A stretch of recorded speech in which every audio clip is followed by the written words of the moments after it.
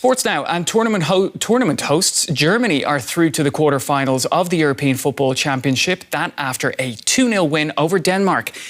It's been years since Germany last made it this far in a major tournament, and fans are starting to dream of winning the title.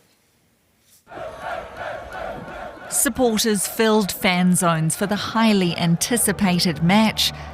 Germany got off to a strong start, but their early momentum took a hit when torrential rain, thunder and lightning rocked the stadium. The referee paused play and sent the teams off in the 35th minute, but 25 minutes of wild weather failed to dampen spirits. A Danish goal appeared to give them the lead when play resumed, but the goal was ruled out for offside and the game remained 0-0.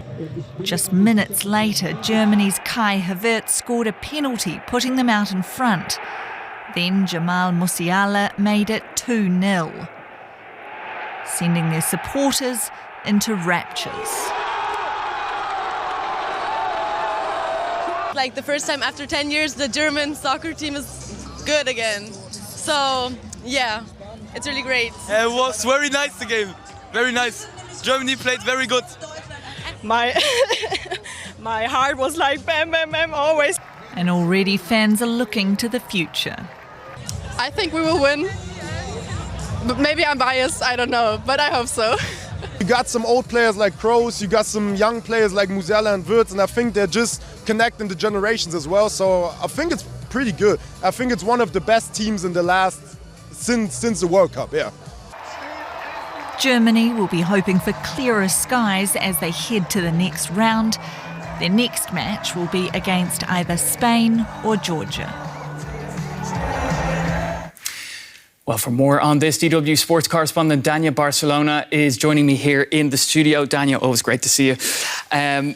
You were partly in that report there with our colleague Nita. You were speaking to the fans. You were down at the fan zone here in Berlin last night. Talk to us a little bit about the atmosphere there.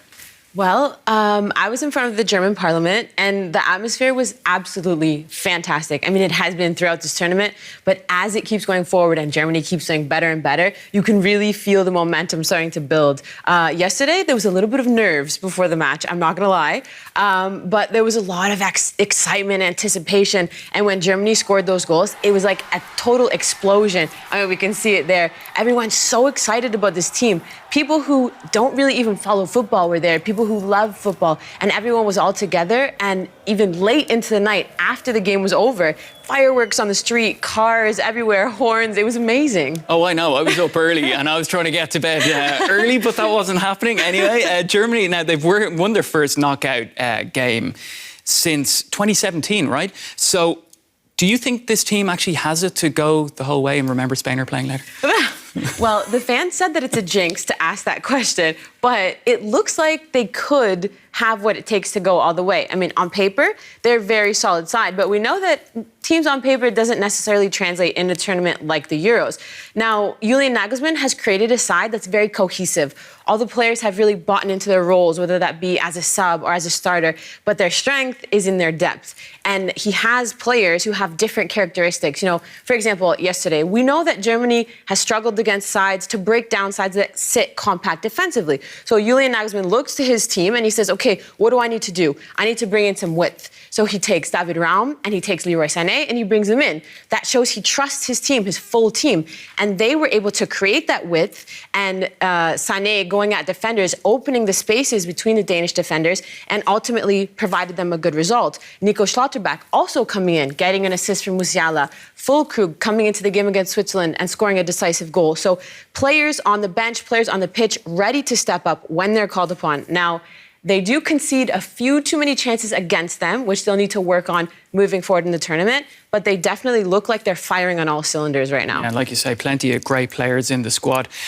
Now, this is a bit of a delicate subject because, of course, you were a big Italy fan. Now, reigning European champions Italy were knocked out of the tournament. Can we expect any more surprises?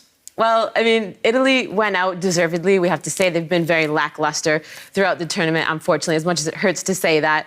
But it's kind of following a trend. We've also seen tournament favorites like France and England be also extremely lackluster, really not getting out of their team what they should be. They've been able to leave players at home, these teams, who would start on other teams in this tournament. Now, that being said, England later on taking on Slovakia. On paper, it looks like it would be an easy one, but the way they've been playing and the way this tournament's been going, we know that that's not the case. Also, for example, tournament favorites like Georgia, I mean, this might hurt you as well, but, you know, first time in a tournament, first time making it to the knockout rounds. Now, Spain, obviously, clearly the better side, but Georgia really have nothing to lose. We also saw that Austria topping a group with France and the Netherlands, looking like a dark horse in this tournament. So, I mean, for football fans, seeing some upsets would be pretty nice.